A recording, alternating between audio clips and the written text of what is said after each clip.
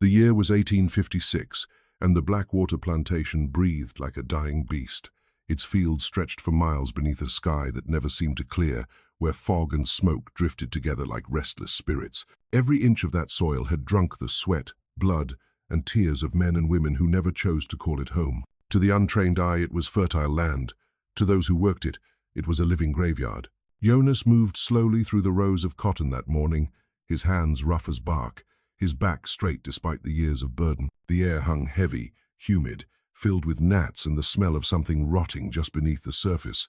He didn't flinch when the whip cracked in the distance, not anymore. The sound had long ago lost its sting. Now, it only echoed like thunder that never brought rain. He was different from the others. The slaves whispered about him in low tones when the moon rose high and silver, how his eyes sometimes glowed faintly red when the firelight hit them, how he could speak to animals that shouldn't listen. They said he came from a long line of conjure men, hoodoo folk, and that his grandmother had once turned a white man's heart to stone. Jonas never confirmed nor denied such stories. He just worked, ate little, and spoke less. His scars spoke enough for him, a map of lashes and burns, carved deep by years under the Devereux masters. There were 8 of them now, ruling Blackwater like kings in a crumbling kingdom. The Devereux name carried weight, and each bore it with a different flavor of cruelty. Silas, the eldest, was the patriarch, tall, silver-haired, with eyes as sharp as broken glass. Alaric, his brother, gambled away whole harvests and punished the field hands for his losses. Then there was Miriam, the daughter, who smiled as she ordered the whip brought down. The younger ones, cousins and in-laws, each held their own corner of the land, feeding on its misery. Jonas remembered them all, not by their faces, but by the sounds they made when they laughed. The laughter had haunted him since the day his wife and son were taken from him. That day had come 2 summers ago. His wife, Cora, had tried to shield their boy when Silas accused the child of stealing bread. Jonas had been away in the lower field, and by the time he returned, the crowd had gathered near the oak tree. He had seen only her feet dangling and the boy lying lifeless beneath. Since then, Jonas had not spoken a word to any of the Devereux, but the earth had listened to him. The crows had listened. The river had listened. As the sun began to sink that evening, the sky bled orange and crimson. A storm was building in the west, the kind that came once a decade, when thunder crawled instead of struck. Jonas paused at the edge of the field, wiping sweat from his brow, when he noticed something perched on the fence post ahead. A crow, jet black, larger than any he had ever seen. It didn't caw. It only stared, head tilting slightly, eyes glinting with something almost human. Jonas nodded once, slowly.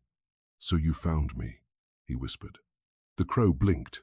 Then, as if understanding, it spread its wings and flew toward the swamp beyond the plantation, disappearing into the dark canopy of cypress trees. Behind him, a young boy named Samuel called out nervously, "Jonas, you see that bird? Bad omen, they say." Jonas turned his head, his voice low and steady. "Ain't no omen if you already living in hell." The others crossed themselves or looked away. Nobody questioned him further. That night, when the overseers had gone to drink and the others huddled in their cabins, Jonas walked into the swamp. He carried a small burlap sack slung over his shoulder. Fireflies floated like tiny lanterns, lighting his path between the twisted roots. The ground was soft, wet, and smelled of decay. Somewhere, frogs croaked like broken drums. He came to a clearing where an old shack stood, half-rotted, its door hanging by one hinge. The others called it the Devil's Hut, abandoned since the fever of '39, when the mistress had forbidden anyone to go near. Jonas stepped inside without hesitation. The interior was thick with the scent of sage and old smoke. A rusted pot sat cold in the hearth, and carved bones hung from the rafters by bits of twine. On the floor, half buried in dust, lay a circle drawn in chalk, faint but still visible. Jonas knelt beside it, setting down his sack. From within, he drew a handful of river mud, a small jar of ash, and something wrapped in cloth. He unfolded it gently. Inside were 2 small wooden carvings, worn smooth, one of a woman, one of a boy. His hands trembled as he touched them. "I kept my promise," he murmured. "I didn't run. I stayed." A faint breeze moved through the shack, though the air outside was still. The bones above clattered softly. Jonas's grandmother had once told him that every soul wronged becomes a weight in the world. Too many weights, and the balance breaks. She had warned him never to call upon the lower with anger in his heart. But his heart had turned to ash long ago. He closed his eyes and began to hum a slow, low tune that seemed older than the trees themselves. The sound wove through the swamp, carried by the wind. Somewhere far off, thunder rolled. As he sang, the candle he'd lit flickered green for a moment, then went out. Yet the shack was not dark. The faintest red glow began to pulse beneath the floorboards. Jonas rose and looked through the doorway toward the distant lights of the mansion. The Devereux house sat high on the hill, its windows like glowing eyes in the stormlight. He whispered, almost tenderly, "Tomorrow, the counting begins." Then he turned back into the shadows, and the crow's cry echoed once more, long and hollow, like the beginning of a curse. The next day dawned thick and grey, as if the world itself hadn't yet decided to wake. Mist hung low across the fields, curling around the workers' legs like spirits reluctant to leave the ground. From the big house on the hill, the overseer's horn wailed a sound as much a command as a curse. Jonas was already outside, his sleeves rolled, his eyes fixed on the horizon. The storm that had threatened the night before hadn't broken. It just waited, gathering power somewhere unseen. His fellow slaves moved sluggishly that morning, muttering about strange dreams, voices whispering in the dark, footsteps outside their cabins, a woman humming in a language no one knew. Jonas said nothing. He just kept moving, steady as the tide. By midday, the Devereux family's tempers had already begun to flare. Silas Devereux stormed from the main house, his cane striking the porch with every step. Behind him followed Edmund, his cousin red-haired, barrel-chested, his eyes small and cruel. "Where's Wickham?" Silas barked at the nearest overseer. "I told him to double the harvest quotas. The last shipment was short." The overseer stammered, "Sir, Wickham, he's in the North Fields, sir. Said the heat. I don't pay him to complain about the heat." Silas snapped. "Tell him I want those hands working until the stars come out." Jonas kept his head down, but his ears took in every word. The masters were nervous. Their profits were slipping. The soil itself seemed to resist them, as though Blackwater no longer wished to serve.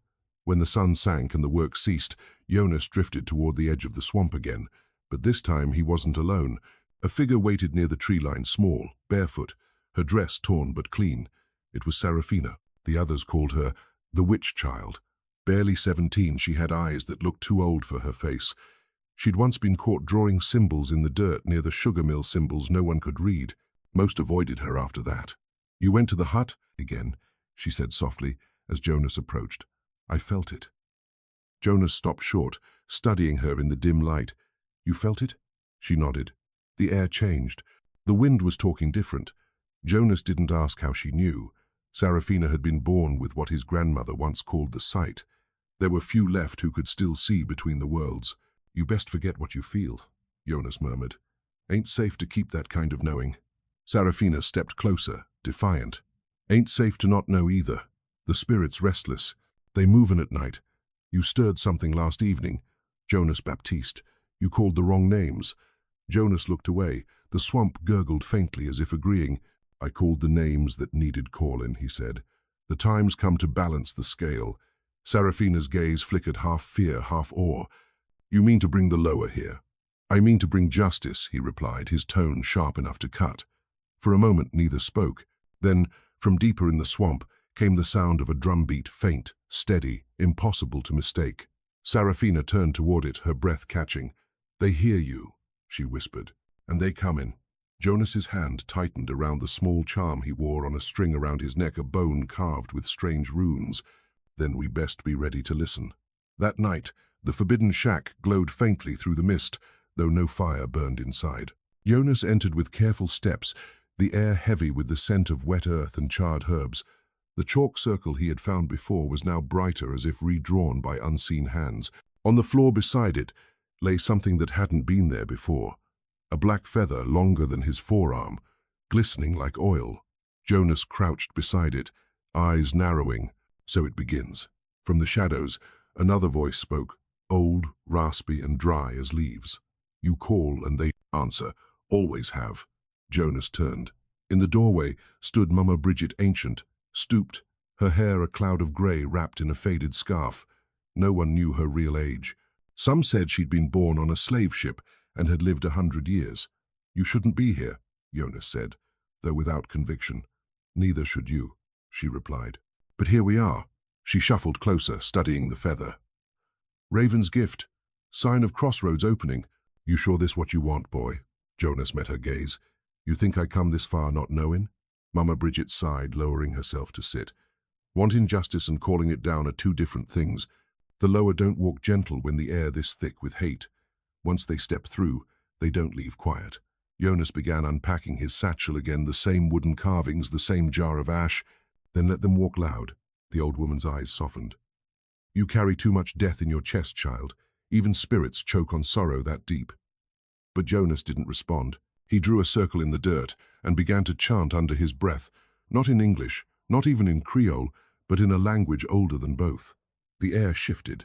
The ground seemed to hum. Sarafina slipped in silently through the door, her eyes glowing faintly in the dark. She had brought something with her, a small bundle wrapped in cloth. I brought what you asked, she said, placing it beside him.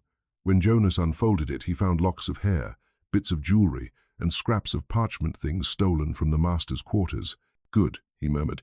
Every name got its mark. Mama Bridget began to rock slowly, muttering a hymn that didn't sound holy at all. As Jonas pressed each item into the circle, the glow beneath the floor brightened, spreading outward like cracks in glass. The shadows lengthened, twisting along the walls. Outside, the swamp fell silent. No frogs, no wind, nothing but the soft hum of power rising. Then came a knock. 3 slow taps on the shack's warped door.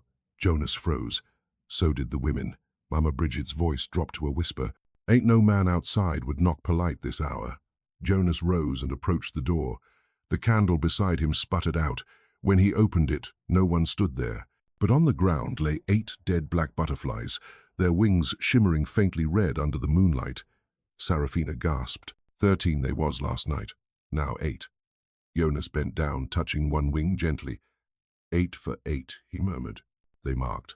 The breeze that swept through then was colder than any winter wind Louisiana had ever known. It carried whispers, soft, layered, and impossible to separate into single voices. Mama Bridget crossed herself. You done called them all right. Now pray they remember which side they on. Jonas stood still in the doorway, his silhouette framed by the faint glow from the ritual circle behind him. Their masters think they own the world, he said quietly. But the world been watching. The world remember every scream buried in this soil. When the storm breaks, they go and learn what it means to reap. And far off, across the plantation, lightning crawled across the horizon slow and red, as if the heavens themselves were bleeding. The next morning, Blackwater Plantation woke to silence. No birdsong, no whistling wind through the cane fields, just a stillness so deep it pressed against the skin. Even the horses in the stables refused to eat, their eyes rolling white whenever a shadow moved. Jonas rose before dawn. His sleep had been fractured by whispers that weren't dreams. When he stepped out of his cabin, mist lay thick on the ground, curling around his boots like smoke. In the distance, he could see the overseers already arguing near the barn, their torches glowing dull orange in the gloom. The Devereaux brothers hadn't yet come down from the big house. That alone told Jonas something was stirring. Normally, Silas Devereaux was up before sunrise, bellowing orders. Now, the mansion stood dark, its tall windows blind. Jonas walked toward the tool shed, hands in his pockets, moving with the steady calm of a man who knew what others feared to name. Inside, he found Sarafina crouched beside a workbench, whispering a prayer over a jar of muddy water. They restless, she said without looking up. The spirits! I can feel 'em climbing through the earth like vines. Jonas knelt beside her. Let 'em climb, the master's roots deep, but even oak fall when ground turns to mud. Sarafina's lip trembled. You mean to finish it, don't you? He nodded. Ain't no stopping now. Once the lower cross, they don't turn back easy. Outside, thunder rumbled, though no rain had yet fallen. By mid-morning, the overseers were growing uneasy. One of them, a tall man named Crowley, came running up from the north fields shouting, The well's gone bad! The water black as tar! Silas Devereaux finally appeared on the porch, dressed in his linen coat and hat, his face pale. You drunk, Crowley? He demanded. I swear it, sir, the man stammered. I pulled it up myself. It stinks like rot. Silas exchanged a look with his cousin Edmund. Then fetch another bucket. If it's foul again, we'll dig a new one. Crowley hesitated. Ain't no use digging, sir. The ground's moving, like it's breathin'. Laughter rippled through the servants on the porch, but Jonas, standing among them, didn't join in. He watched the overseer's trembling hands the way his pupils had gone small. That kind of fear couldn't be faked. From somewhere behind the house came a low groan, like the shifting of timber under strain. Everyone turned. The sound came again deep, hollow, almost human. Edmund barked, "You! Check the stables." Two men went running. They didn't come back. Minutes stretched into hours. The sun crawled across the sky but gave no warmth. The mist never lifted. When the first scream came, it tore through the quiet like a blade. Jonas dropped his hoe and ran. Down near the sugar mill, a crowd had gathered around something sprawled on the ground. When he pushed through the ring of bodies, he saw Crowley lying face down, his skin grey, his eyes open wide. The whites had turned the colour of milk. Someone whispered, "Ain't a mark on him." Another muttered, his tongue black. Jonas knelt, pressing 2 fingers to the dead man's neck. The flesh was cold, colder than any corpse ought to be after so short a time. Silas arrived, breathing hard, his cane digging into the earth. "What happened?" No one answered. The wind began to pick up, blowing across the cane fields in long sighs. Silas looked around, his voice shaking for the first time. "Find Wickham. Bring every hand you can. We're riding to town. I'll have the sheriff here by nightfall." But Wickham, the other overseer, never answered. That evening, rain finally came, but not the kind that cools the air. It fell hot, heavy and red-tinged, running down the window panes like blood. The plantation workers locked themselves inside their quarters, whispering prayers. Jonas sat alone by the door, the charm around his neck warm against his chest. Every few minutes the ground shuddered, faint but real. He could feel the power building, the way thunder gathers before a lightning strike. A soft knock came at the door. He opened it to find Mama Bridget, soaked to the bone, her eyes burning like coals. "You got to finish what you started, boy," she said. "The veil thin as smoke now.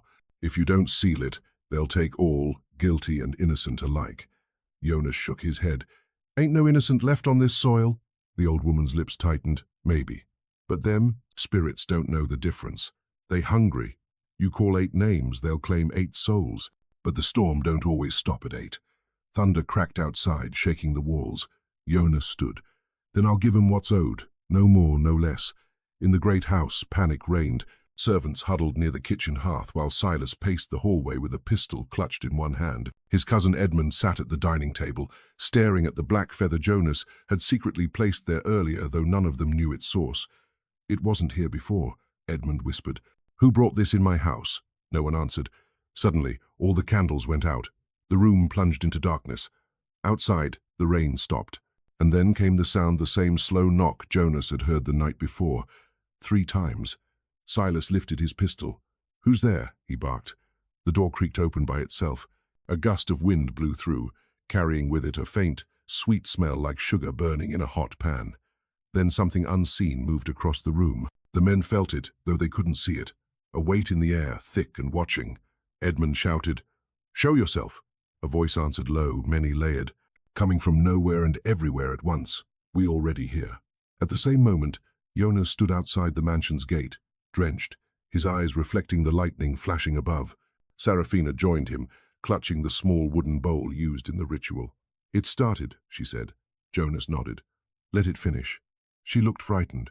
"You said they'd only take the 8. He glanced toward the house. "If them 8 worth the blood they spilled, the lower will be satisfied." Serafina hesitated. "And if not?" Jonas didn't answer. A red flash tore across the sky. The mansion windows glowed like furnace mouths.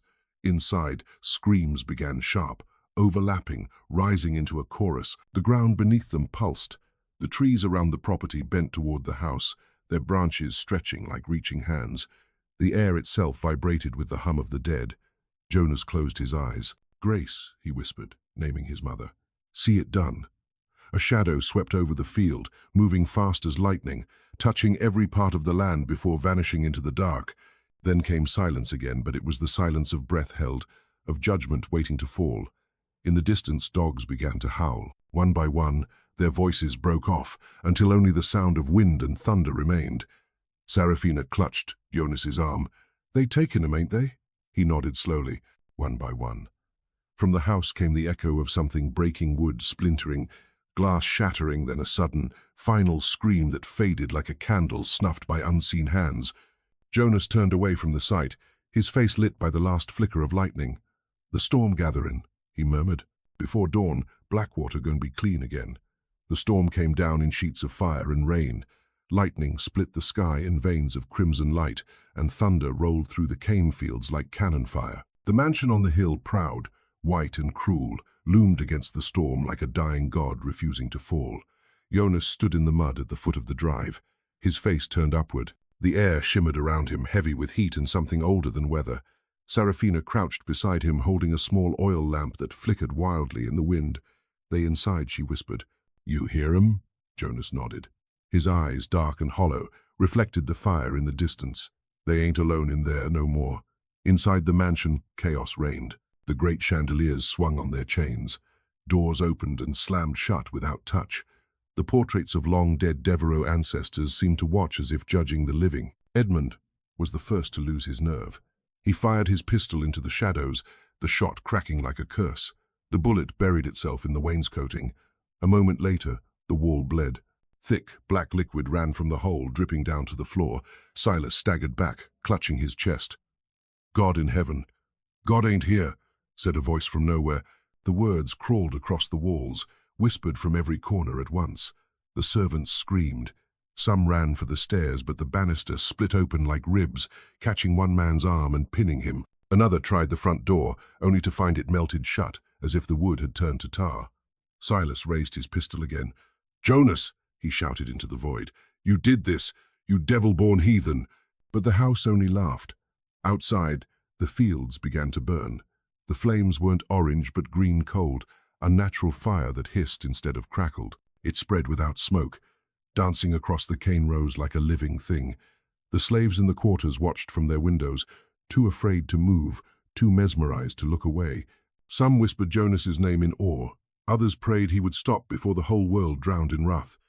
At the swamp's edge, Mama Bridget stirred her pot of ashes. She'd lit no fire beneath it, yet the contents boiled. She rocked back and forth, chanting words that made the night tremble. "Balance, child, balance, or all gone drown in the dark." Jonas began walking toward the mansion. His bare feet sank in the mud, but he didn't slow.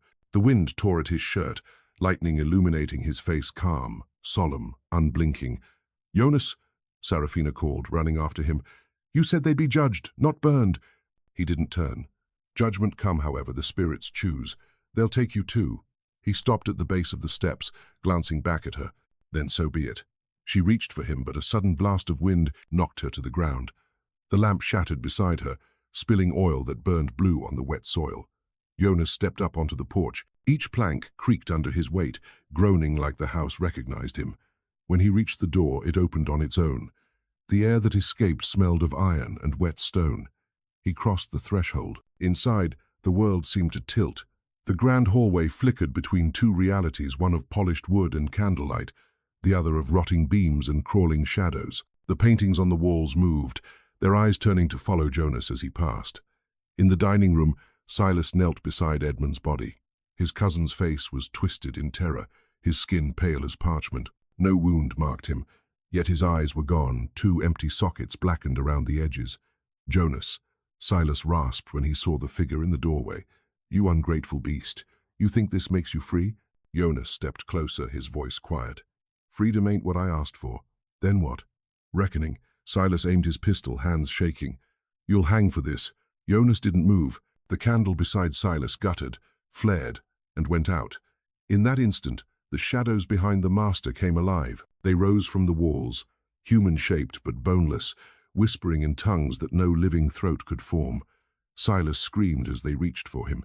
His body jerked upward, lifted by nothing visible. The pistol clattered to the floor. The shadows dragged him backward, through the wall, leaving only scorch marks and silence.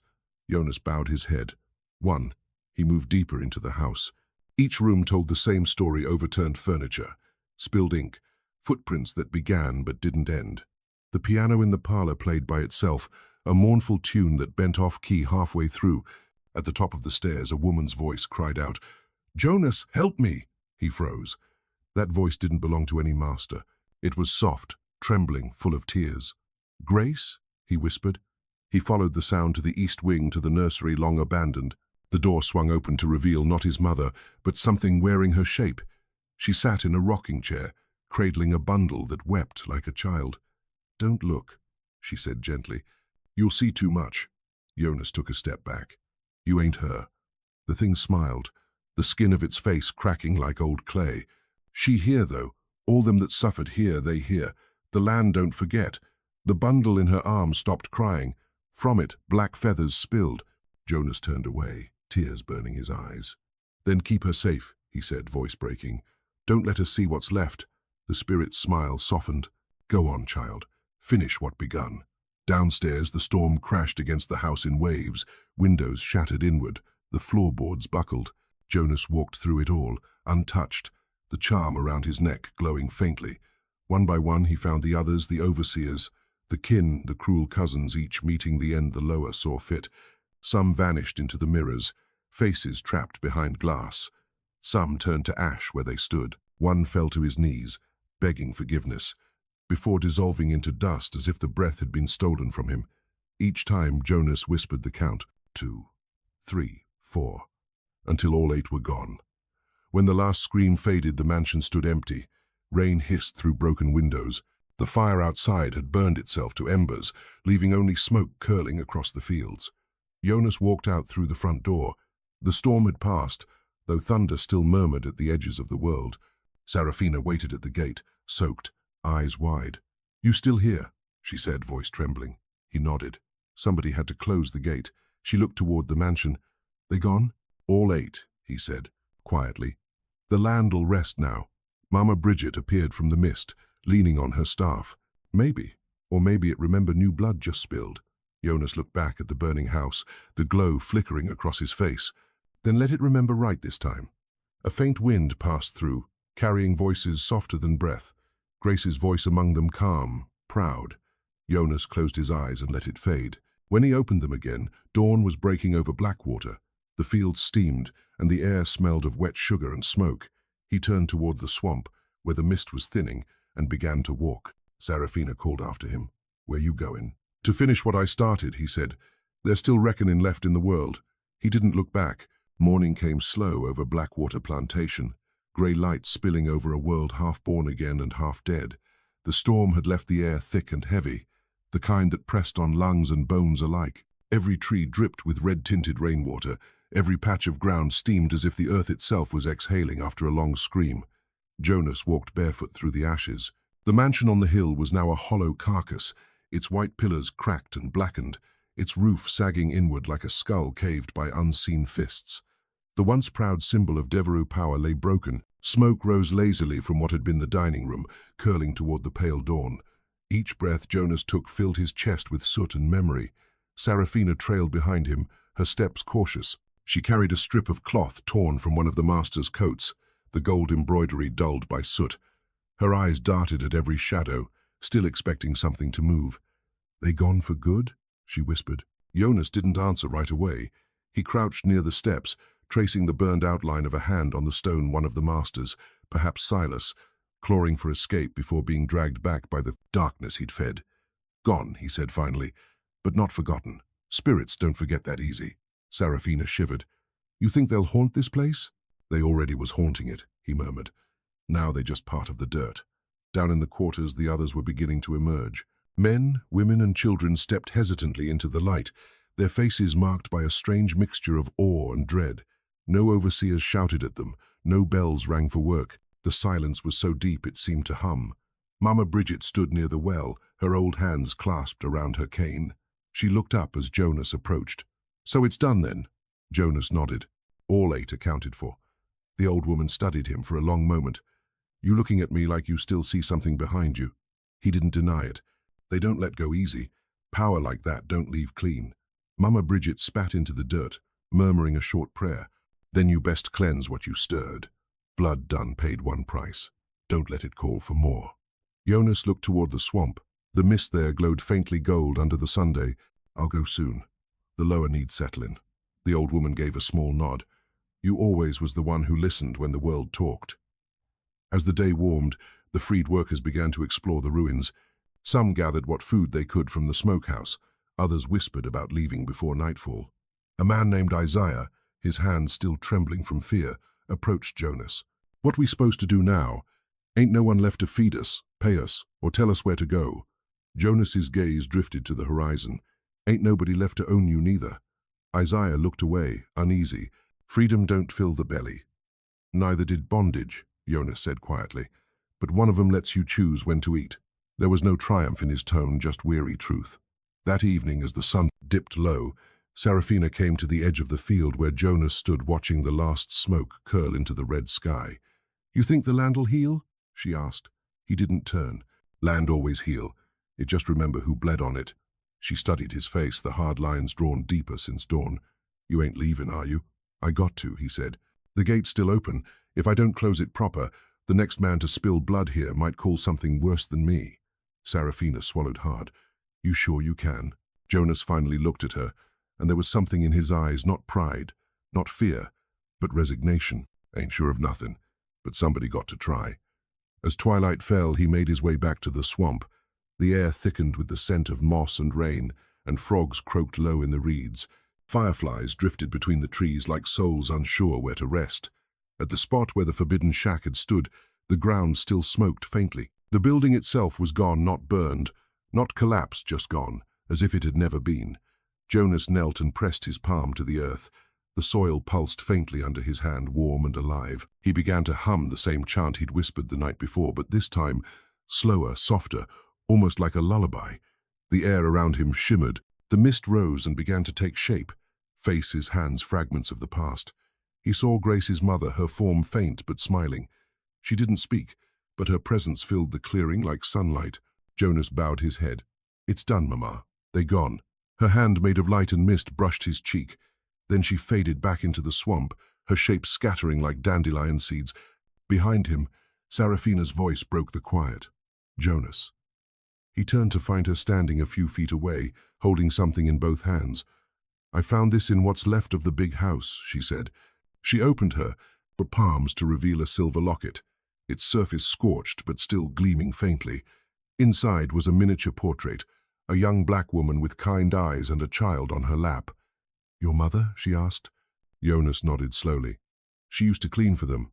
Must have kept her picture to remind themselves she was theirs. Now it's mine again." He closed the locket, tucking it into his pocket.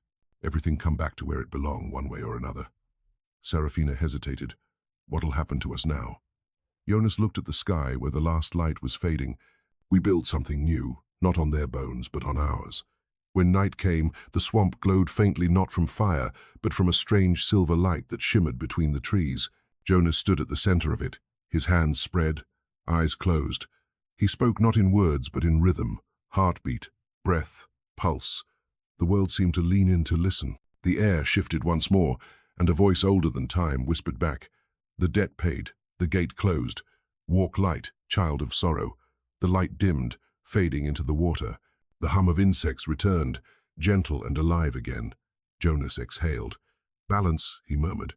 Finally, he walked back toward the quarters under a moon that hung low and swollen, reflecting off the wet earth. The plantation lay silent, peaceful in its ruin. Serafina waited for him near the well, clutching a small bundle herbs, candles, bits of carved wood. "Mama Bridget say we start again come morning. Clean the land, bless it." Jonas smiled faintly. "Then morning can come?" They stood there in silence for a while, the night breeze carrying the soft rustle of cane stalks reborn in the fields. Somewhere far off, an owl called. For the first time in his life, Jonas didn't flinch at the sound. He looked toward the east, where a pale streak of light had already begun to bleed into the sky. Blackwater still cursed. Serafina asked softly. Jonas shook his head. "No, just remembering." And with that, the two of them turned toward the dawn, toward whatever world waited beyond the ashes. The swamp was hushed, like something vast had inhaled and forgotten to breathe out again. Jonas stood at its edge, rainwater dripping from the brim of his hat, the air around him charged with a pressure that made his skin prickle. The storm that had swept through Blackwater the previous night had left the land soaked and trembling trees split, fences drowned, and the big house itself cracked along its spine. But it was the silence that followed that unsettled even the animals. The hounds would not bark, the mules would not move, and the crows, those black-winged watchers gathered by the dozens on the treetops, staring down at Jonas as if waiting for a verdict. He had not slept. After the fire and the screams, he had sat by the dying coals, his hands trembling, his mind replaying every flicker of the curse's birth. The night had done what he intended and more. 8 Devereaux masters, gone. Not all at once, but within the same cursed span of darkness. Some vanished into their rooms and were never seen again. Others burned, their bodies found twisted as if the flames themselves had shaped them into screams. The slaves whispered that morning of the Hoodoo storm. They said Jonas had called on the lower of vengeance, and the swamp itself had answered. None dared approach him except Seraphina. She found him near the edge of the cane field, her dress soaked, her bare feet cutting against roots and stones. "Jonas," she said softly, her voice trembling. "They're gone, all of them. The overseer, too." He didn't look at her. "Not all," he muttered. "One still breathes." She frowned. "Who?" "The boy," Jonas said. "Master's youngest. Didn't take part in the hanging, didn't raise a hand when my boy cried. He hid in the cellar. He don't deserve the same, maybe, but the curse don't care for innocence." Seraphina stepped closer. The air around Jonas seemed thick, humming like a wasp nest. "Then call it back," she pleaded. "You done enough. Ain't no more souls need taking." Jonas turned to face her. His eyes were red-rimmed, shadowed. "You think I can call it back?" His voice cracked. "You think I command it now? Once blood spills for blood, the river don't flow backward." Behind her, the wind sighed through the cypress trees, carrying the faint echo of distant bells. It was Sunday morning. Somewhere, a church far beyond the swamp was ringing, its sound too clean for a place as cursed as Blackwater. Seraphina wiped rain from her face. "Then what now?" Jonas looked up at the sky. "Now," he said, "we bury the dead and mark the living." By noon, the field hands had gathered at the edge of the ruined mansion. Smoke still rose from the upper floors. The Devereux banners, once gold and green, hung blackened. There was no laughter, no shouting, no orders, just the sound of crows. Mama Bridget arrived from the far side of the quarters, her walking stick tapping the ground in steady rhythm. Her eyes, pale and clouded, still saw too much. "You opened the gate, boy," she said when she reached Jonas. "Opened it wide." Jonas bowed his head. It was time. "You think the lower care for your timing?" Her tone was half scold, half sorrow. "You called on spirits older than any name written in book or Bible. They don't answer to one man's grief." He met her gaze. "And yet they answered." For a moment, the old woman said nothing. Then she sighed, her shoulders sinking. "Ain't no undoing now.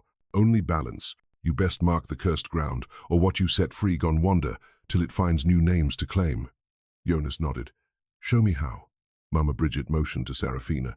"Bring me a bowl, salt and ash. The rest he already carries." When Seraphina returned, the three of them knelt by the scorched earth near the mansion's steps. Jonas drew a line of ash across the soil, whispering words that came unbidden, flowing from somewhere deep in his chest. Mama Bridget scattered salt in wide arcs, while Seraphina's hands trembled as she poured water from a clay jug. Steam hissed where the water touched the earth. The crows began to call again, harsh, sharp cries that filled the air with unease.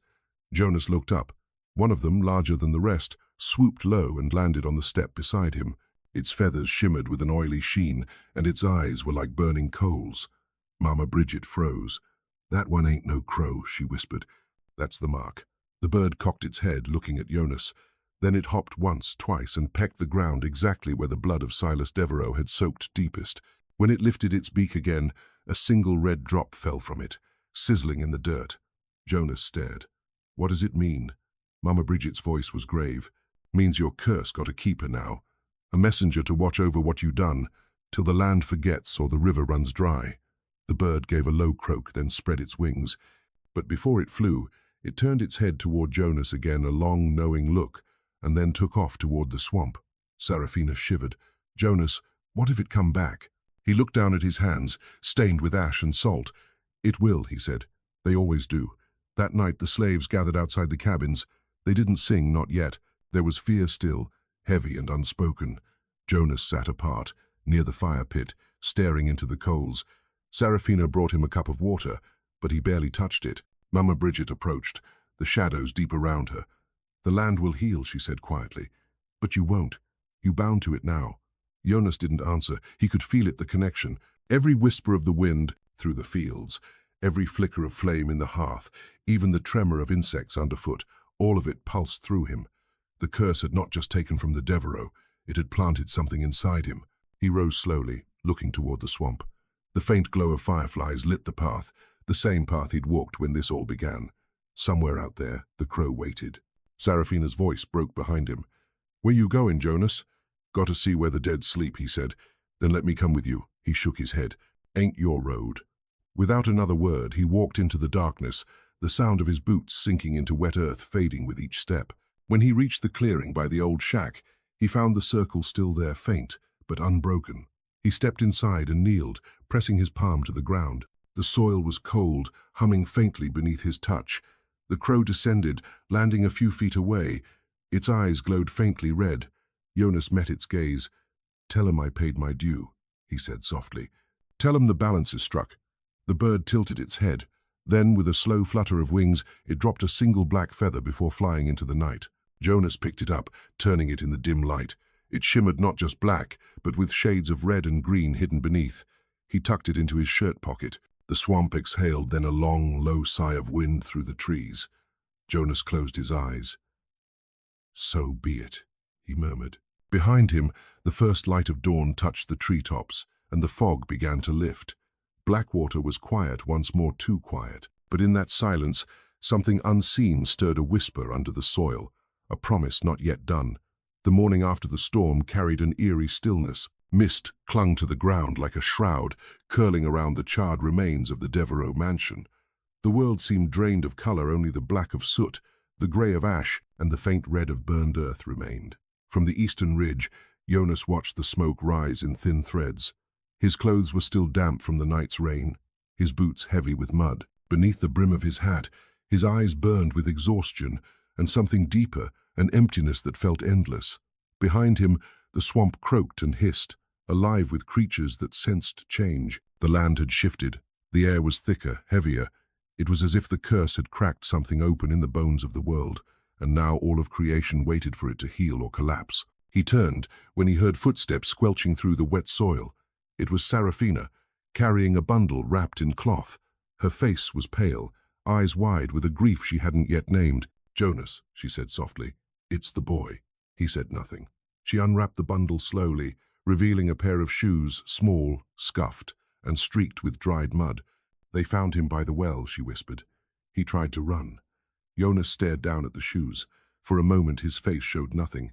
Then, without a word, he turned away and began walking toward the ruins of the mansion. Seraphina followed him. "You said the curse might spare him." Jonas's voice was hoarse. "I said it might not see him, but the curse sees everything." As they approached the ruins, the crows scattered, rising into the air in a black whirl. The stench of smoke and death was suffocating. The front porch had collapsed, and the windows gaped like open mouths. Somewhere beneath the rubble, water dripped rhythmically, echoing like a heartbeat. Jonas stepped through the wreckage until he reached what had been the grand hall. Half of it was gone, the ceiling open to the sky. He knelt by a cracked marble tile and brushed away the soot, revealing the faint carving of the Devereux crest, a serpent coiled around a dagger. "That's where it started," he said. "The blood first fell here." Seraphina hesitated. "You mean the curse?" "No," he said, his gaze distant. "My anger." The two stood in silence for a moment, the weight of it pressing down like a hand. Then, from the far end of the hall, came a soft sound, a shuffle, a breath. Jonas stiffened. Slowly, he reached for the knife at his belt, a blackened blade, forged by his own hand long before the storm. Seraphina caught his arm. "Jonas, wait." He pulled free. "Stay behind me." They moved carefully through the debris until Jonas saw movement, a small shape crouched near the base of a shattered pillar. It was a boy, no older than 12, his face streaked with soot, eyes wild. "Please," the boy gasped. "Don't hurt me. I didn't do nothing." Jonas stopped. His heart thudded once, hard. This was the last Devereux, the one who had hidden, the one who had watched the others fall. "What's your name, boy?" Jonas asked. The child trembled. "Henry Devereux." Seraphina stepped forward, pity softening her voice. "He's just a child, Jonas." Jonas's jaw clenched. "A child born of the same house that hanged my wife, burned my son." Henry's voice cracked. "I didn't. I swear it. I tried to help them. I tried to stop Silas. He wouldn't listen." Jonas's hand tightened on the knife. The air thickened, vibrating faintly with the hum of power that had lingered since the curse's birth. The crows outside began to caw again, short, sharp cries that built into a fevered chorus. Seraphina moved between them. "Jonas, stop. You said it yourself, balance. It ain't balance if you kill what's innocent."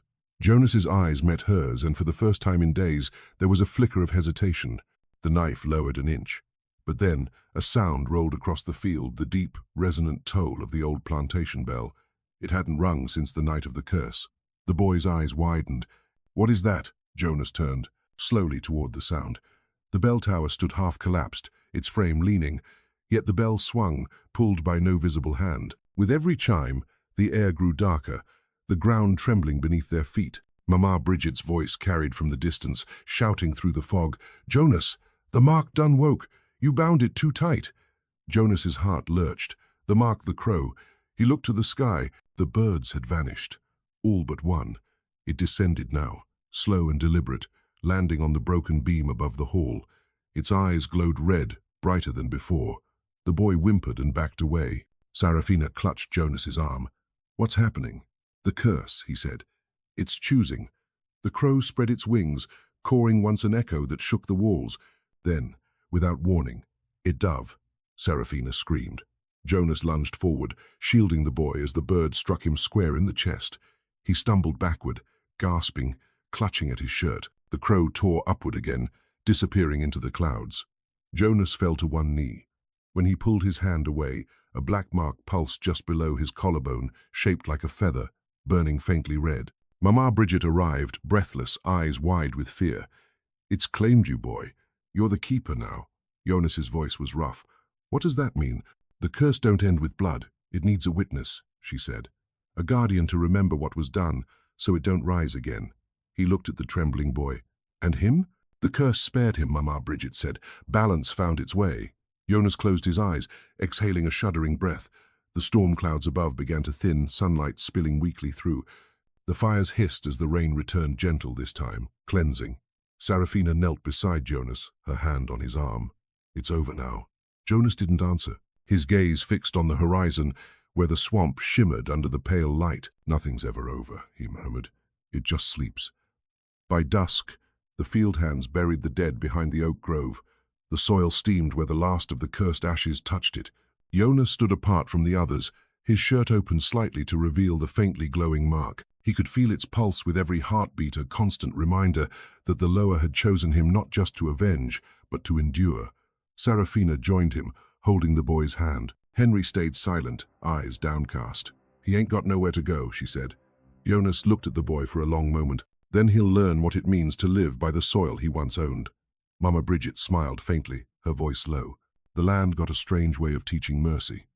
As the sun dipped behind the cypress trees, the crow returned once more, circling above them before vanishing into the fog. Its cry echoed one last time, low, mournful, final.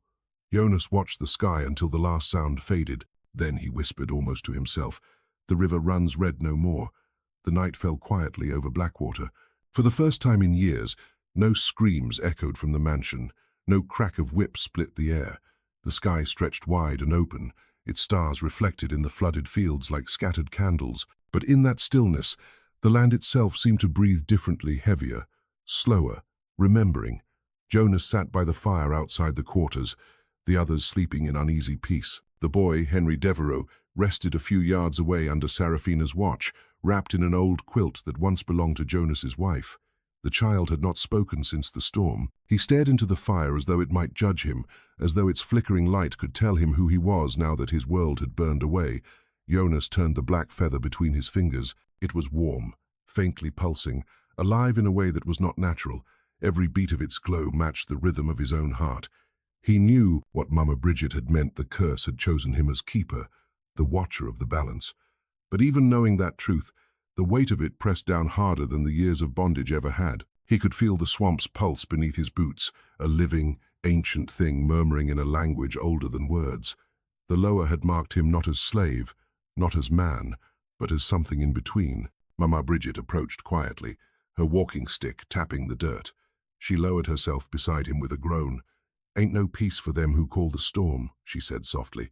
"The land might rest, but your spirit won't." Jonas looked into the fire. "Then maybe that's the price." She studied his face. "You done what most wouldn't dare call justice down with your own blood. But you remember this, child. Hoodoo don't take sides. It just sets things right, no matter who burns." Jonas nodded slowly. "And now I carry the flame." Bridget reached out and touched the mark glowing faintly through his shirt.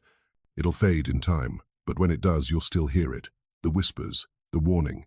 You bound to the memory now, same as the land. She rose with effort, her voice low. The living got to keep living, Jonas. The dead already done their part. When dawn came, the fields glistened with dew and ash. The fog hung low, drifting through the ruins like breath from a ghost.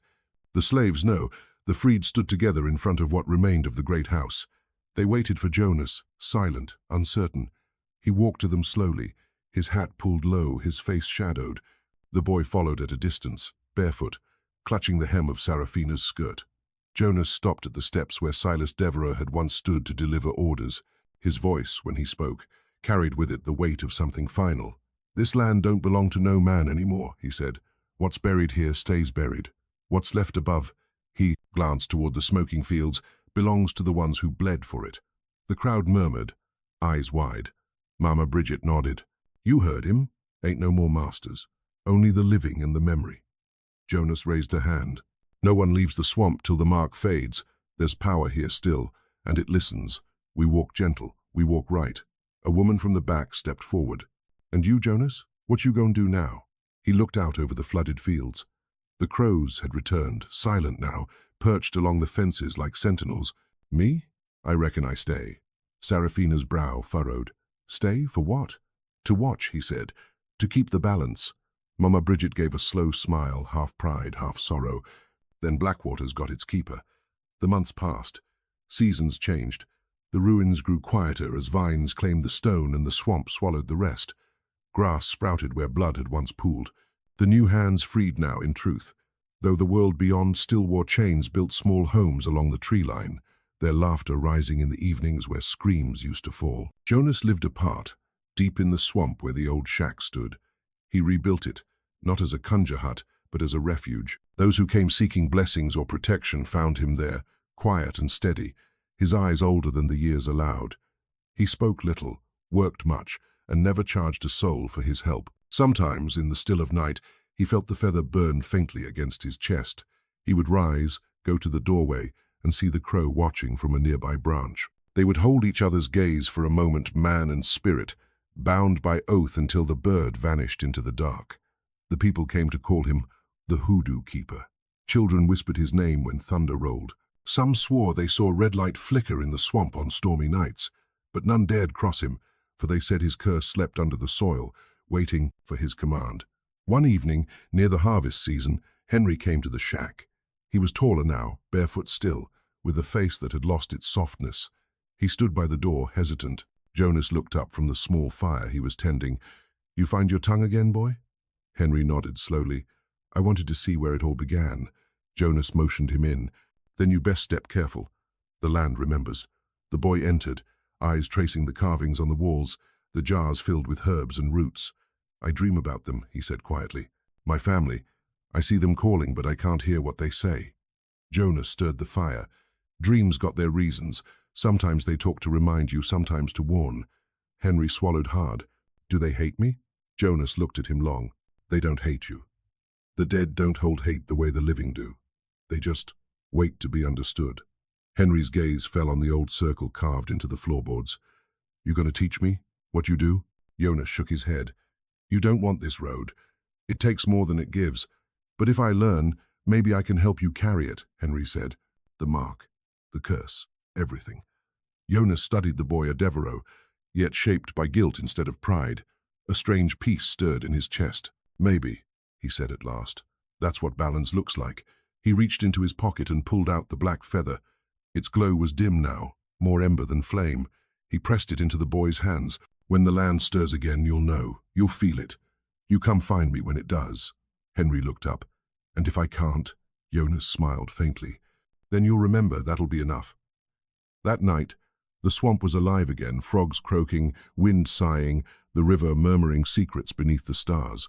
Jonas stepped outside and looked toward the horizon. The ruins of Blackwater were almost invisible now, swallowed by the dark and the mist.